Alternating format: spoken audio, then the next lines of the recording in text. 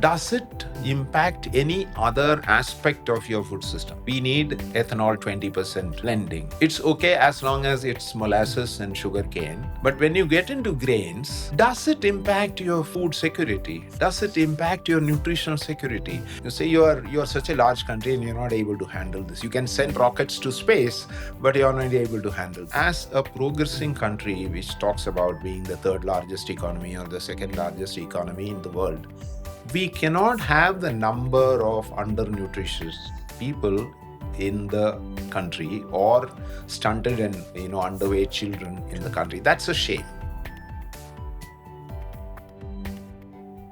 Hello, everyone, and welcome to another episode of Policy Talks. We have a very eminent guest here today with us, Mr. T. Nanda Kumar. Mr. T. Nanda Kumar is a distinguished retired IS officer of Bihar cadre, having worked in Bihar, Jharkhand, also a stint in Kerala for a Government of India position. But one of the most acclaimed position that Mr. Nanda Kumar held was as the Secretary, Ministry of Agriculture and Farmer Welfare, Government of India. Mr. Nanda Kumar had leadership roles in the National Dairy Development Board, contributing to strengthening the cooperative institutions and farmer livelihoods. He has been a part of civil services right from the policy implementation to the top policy formulation roles and decades of experience, not just as a civil servant, but more importantly now as a mentor, as a guide to so many civil servants, but also institutions at present. It's such a pleasure to have you here, sir. Thank you. Thank you, Aarushi. Sir. Sir, you've had such a diverse experience, and from your experience, and we're going to get into your experience with the being the secretary of the Ministry of Agriculture and Farmer Welfare. Uh, how have you seen policy shape across years? And how have your experiences, your lived experiences, guided you to the policy formulation at that level? One is initially in the field postings, you're much closer to the ground. You meet people, you meet very ordinary people every day. You need a lot of patience to listen to them, but you listen to them, and it gives you a lot of value in terms of your entire career. Because that's how you really come to terms with understanding problems on the ground. And that's precisely what a civil servant is supposed to do, to listen to people, understand their problems, and find the possible solution that you can find. Mm. But at the policy level, it becomes much larger because it's a national level experience or a state level experience, and there is nothing called a one fit all policy. So you have to be careful about what you want to do. But at the same time, there are national priorities. For instance, food security cannot be a decentralized priority, the implementation can be. So let's look at the way the food policy has evolved, and it's very interesting in its evolution. Mm. We were food short for say first 10 years of our independence. So what was the immediate priority? Mm. That Indians must have some adequate food to eat. True. So green revolution comes in. Green revolution is about increasing productivity. So use the conventional then available technologies, which is high seed, better irrigation, dose of fertilizer, etc., and then you get your production systems right. True. But suddenly you realize that they will produce more. Where do they sell? And how do they sell? Mm. What price do they get? Will they sustain that production incentive if they don't get the price? So you create the commission on costs and prices, you talk about MSP, you create the FCI, and then after having bought all this, what do? So then you are aware that there is a demand for subsidized food grains, and initially in urban areas, then of course extended to rural areas, leading to a National Food Security Act in the long run. How did this evolve? Mm. First, we needed enough production to even start talking about subsidized food. I mean, first it was food, then we had enough. Then we said, okay, we can subsidize, we can afford this. And then we started talking about other things. Uh, Adding on to, say, midday meals was one, ICDS was one. Now we are talking sustainability. So in this country, I think policies evolve. True. Sometimes they're too late. Sometimes they don't evolve properly. Those are aberrations that, unfortunately, we have not been able to correct at the right time. Sometimes we are late. For instance, sustainability, I think we should have looked at it 10 years ago. Hmm. Right, sir. Right. Yeah. Completely. Sir, when it comes to, that there was an isolated approach to agriculture at one point of time. And now we are talking of food systems and the systemic approach in particular. And you are a big proponent of the systemic approach, but also governing the food systems. So the governance being really important there. Can you just a little highlight on these aspects and how can we think about the systemic approach on the whole? One of the problems that I encountered when I first started this idea of a food system, thanks to late David Nabarro, who was with the UN, when we started this dialogue, many in the government said it will not work here. Mm. And that was the initial reaction. I realized that reaction came from legacy. It's not from lack of thinking. It's because, okay, this is what happened earlier, and therefore we cannot. And let me also tell you, I think one of the things that still bother people in the policy setup is the fact that after we had success in the Green Revolution, 2006 7, we had to import wheat.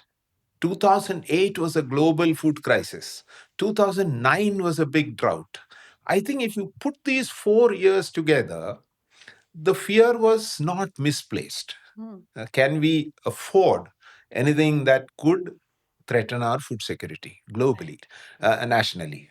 So I think that was one reason. But there is a very strong case for a food system. Because what had actually happened was, I think Green Revolution was the beginning of a food system because for the reasons I mentioned. It was not a production system, it was production system plus a market plus a consumption. So in terms of a definition, yes. Then we added midday meals, we added ICDS, we brought in NFSA, we brought in other things. These were add-ons. These add-ons remain in respective ministries. So the midday meal people would tell the Food Corporation of India, look, I need so much of grain. And then it becomes the Agriculture Ministry's responsibility to produce of that much grain or ensure that it is available. But the integration was a problem from a perspective of decentralized procurement, distribution, and what is an appropriate, locally appropriate food. Because the patterns of management of the logistics were centralized. Right. And this is where I think the system thinking did not happen. So the first step to get into a food system is one together a system thinking in place at the center. If you take one decision, does it impact any other aspect of your food system? Now, let me give you an example. I mean, we have gone about and said, okay, we need ethanol 20% uh, blending. It's okay as long as it's molasses and sugar cane.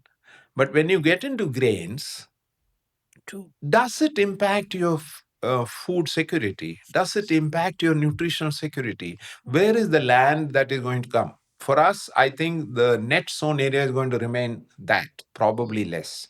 So, given that constraint of land, how do we then create systems which look at food and nutrition first? Energy security, multiple sources are available.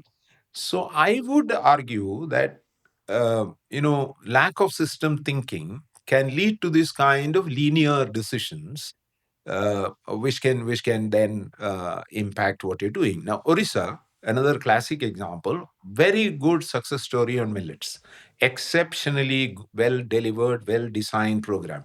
Suddenly, there is a political decision to increase MSP by 500 rupees on rice. Yeah. So, what do the farmers do? They shift to rice, and then your millet mission, which you built up over a period of a decade, has suddenly gone down. So, I don't think we should, get into these kind of decisions. If you had a system thinking, somebody would have pointed this out to you. And in spite of that, you do this is a different matter.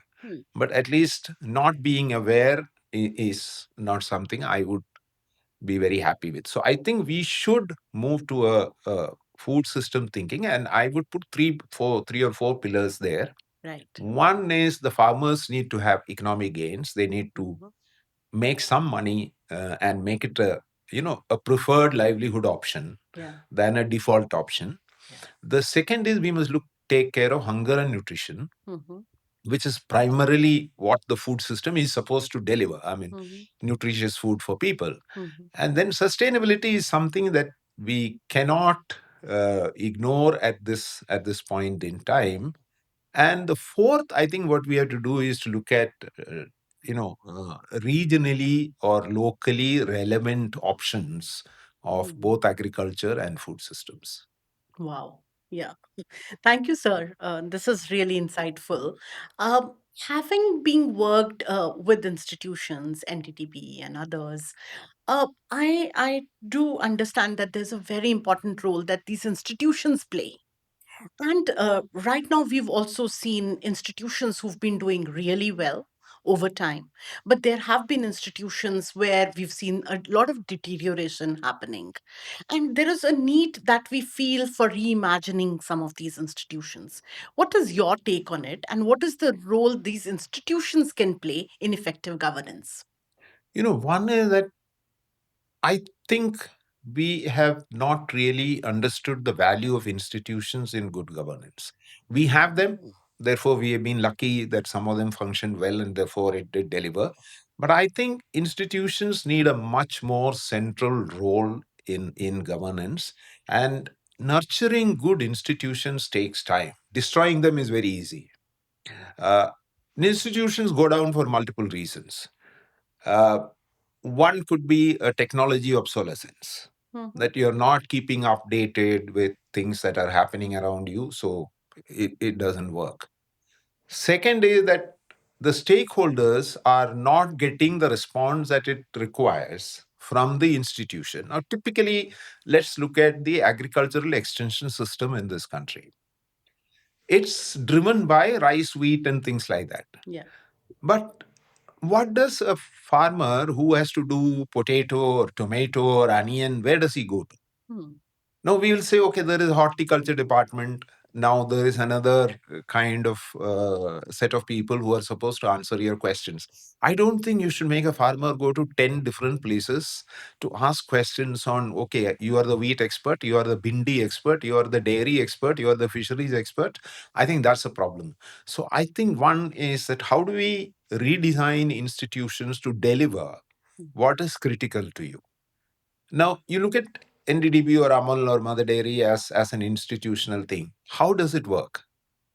It works on a few fundamental principles. The first principle is transparency.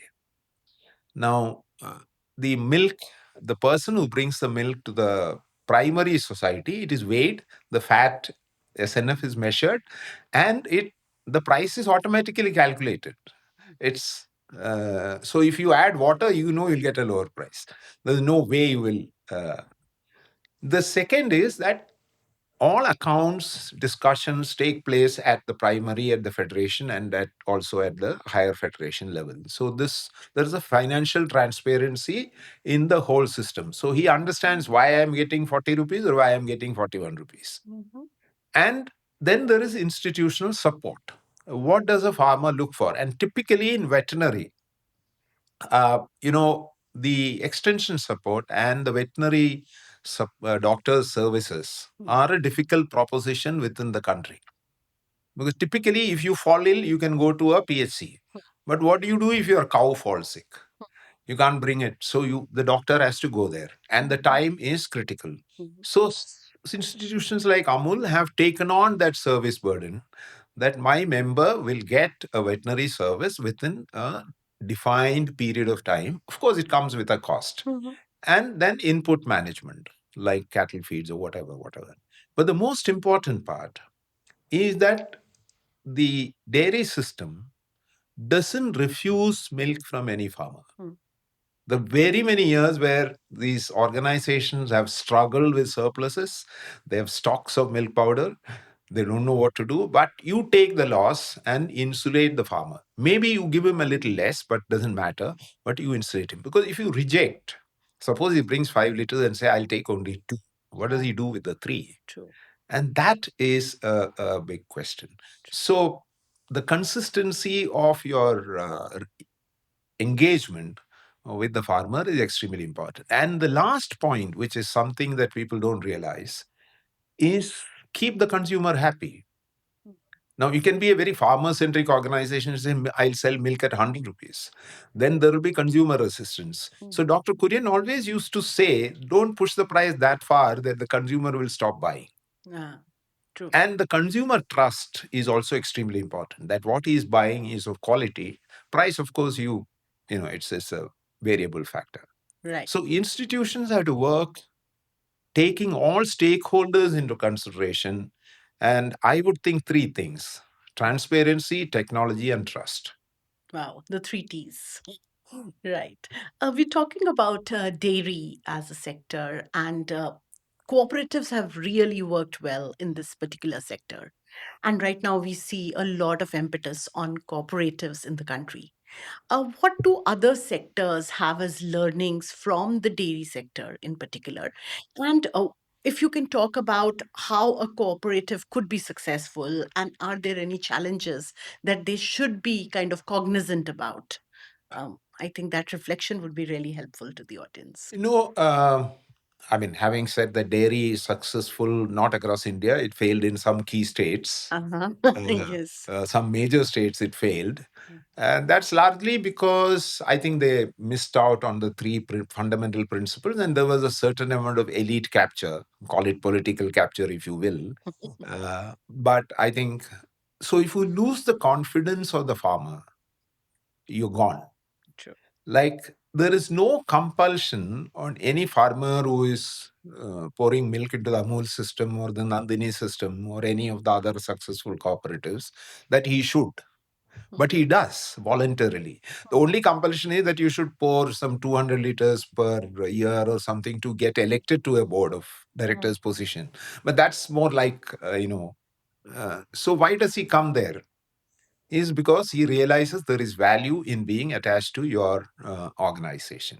So you have to create that value, right? It doesn't work on regulation, it doesn't work on any mandate, it works on trust. For other cooperatives to succeed, you must understand the market. And I would again go back to what Dr. Kurian said. If there was no market in Bombay, there would have been no Anand. So if you didn't understand the market and you went back to organizing cooperatives to produce more, you're going to go and make a big financial loss. So I think understanding the market, what it wants, how it wants, and how do you package it and sell it among competition. I mean, milk, Amul sells milk against or its products against all kinds of private players. It's not that there is any monopoly there, but you have to succeed there. And I think that's a very important part of what we do. So cooperatives have to be designed well. Its size has to be designed according to the commodity that you're doing, according to the work that you want to do, and it has to be continuously be engaged with its stakeholders, primarily producers and consumers. True. That's really correct. And when it comes to, when it comes to from institutions, if we move to say state capacity in particular, we see extension workers, we see a lot of grassroots, the street level bureaucrats that we call Yeah. in that sense. There is a requirement of capacity building at that level. And when it comes to food systems, I think it's all the more complex. So, what is your take on how this capacity can be developed and how the state can look at the state's capacity on the whole? No, one thing we must realize is that let's look at any scheme of any sector in the country. Some states do well, some states don't. Mhm. So there is a governance deficit overall across states. And this is obvious in the results that you see. It also has a lot of role because the civil society is very demanding. Therefore, the administration is more accountable. That's one. In states where governance is poor, you will also see that the civil society is not demanding. So, one of the things is, are we demanding accountability? And that is one question. The second question is that we have created structures long ago. We have not looked at them from a new developmental perspective. Now, for instance, I would think that the two most overloaded officers, and there are lower people, are the collector and the BDO. Now, the district collector is burdened with a large number of things without getting wherewithals to whatever, and he has targets to perform, achieve, and he's monitored on a continuous basis, and therefore his entire focus goes on getting his targets achieved. Now, that's probably takes away the creative space for the person. Now, if I were to look at, let's say, a simple thing like undernutrition, I want to, do something about undernutrition in a district. I have a program, fair enough, I can do that well. But what incentive do I have to, say, call an institution which can guide me through the process, call CSR funding to supplement my process, and deliver better nutrition to people? This is not measured. So, in my target, this may not show. This is, I think, one narrative that we have to shift. And also, we have to skill these people and also give them the confidence to do innovative things. I think it's also a certain lack of confidence. If I go wrong, what happens to me? I think it's a question that's in the minds of people. At the level of the BDO, I think we have to really relook at his function and the processes that yes, and even at the collectorate level, I would think that we have to redesign a lot of processes. The fundamental thing that I will argue is that we need to delegate more powers to these two functionaries and make them responsible for the outcome rather than achievement of targets. Very well said, sir. I'm now going to come to your personal experiences, and they have been rich and they have been wide. If you can share a story or two, maybe some favorite ones of yours, I'm sure there are going to be many, of anything that you did maybe early years of your career or when you were at different other positions. And how did you think that impact was created? Some stories that are very close to your heart. Okay. Uh, I think I've many of them. I'm trying to think which one. Okay. Let me talk about the introduction of biotechnology in the form of tissue culture in agriculture. Okay. That is when I was in the Spices Board. Right. So I had a project with the Department of Biotechnology where we thought tissue culture cardamom would be a good uh, place to start increasing productivity. Now, where do we start? Uh, Typically, cardamom is a gingibraceae plant, so tissue culture is it's very amenable to tissue culture. So we got two private players. I will not name them, but two very good tissue culture manufacturing private players to work with us on the tissue culture program, supervised by the Department of Biotechnology. And in fact, I think it was the first secretary of the department who initiated this for us. So we said, okay, we can get the plants from these people, but what do we do next? So we picked up about 100 farmers across Kerala and Karnataka where cardamom is grown, different agroclimatic zones as much as we could make out, and planted them in their fields and said, we will pick up the loss. We'll do half an acre. Any loss that you may suffer, we'll pick up. And even if you don't make a loss, we'll give you a subsidy for the first 3 years because it comes out in the third year or fourth year. We'll give you that money. There were some, progressive farmers, you always find them. They did that. And the results were really good. And what were we looking for? That's also very important. How do we select the plant? How do we select it? The market demand for cardamom was for the longer ones and the extra green ones. So what we called extra bold green is what it was. And green is more a function of the processing part, but the bold cardamom, which is longer and heavier and thicker, had always had a price preference, and that always got the top of the price in the international market. So it's something that we were pushing, and it came out as a much higher percentage of normal plants. So every farmer was very keen. Now, how do we spread this? So we told our extension people, go and tell the farmers, and they were not amused. They said, Mm. when you give so much support, it'll work. Mm. So that was the immediate reaction. So I said, okay, I mean, our extension systems are not going to work. So we got about a busload of farmers in one go to come and visit these plantations of these farmers. And then we told this farmer that you tell him your problems, your gains, your achievements, what did you do, what did you not do, and we will cover the cost of food that you make for them, etc. We'll get one officer to be just present to clear all doubts. And we did that for about 3 months, and then we didn't have to look back.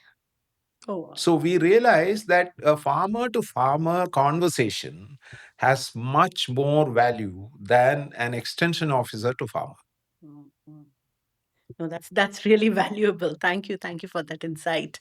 My last question to you is regarding a message that you would like to give to people who work in the food system, uh, you know, kind of a setup, whether it's the civil society, whether it's the industry, the corporates, or the government in particular.